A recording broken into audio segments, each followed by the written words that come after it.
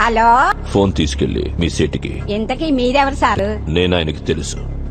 Urgent అని చెప్పు. పేరు చెప్పకుండా ఫోన్ ఇస్తే మా సేటు కోపడతారు. ఏయ్, బాయ్ నుంచి ఫోన్ అని చెప్పు. ఎవరికి బాయి? మా సేటుకు బాయా?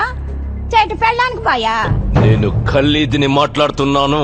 నా గురించి తెలీదా నీకు? ఇంతకే నువ్వేం చేస్తావు? టీవీలో చూడలా? టీవీలోనా?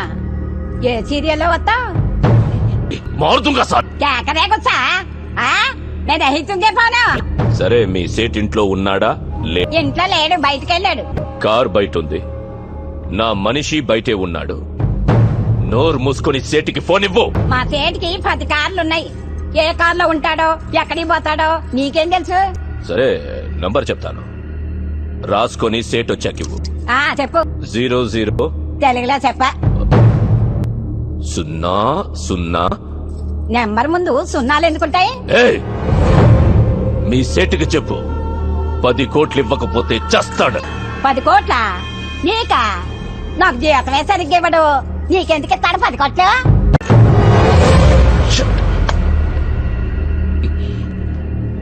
నేనిప్పుడు 2 విషయాల్లో హర్ట్ అయ్యాను. నంబర్ 1, ఇండియాలో నా పేరు అందరికీ తెలుసు అనుకున్నాను, కానీ దానికి తెలియదు.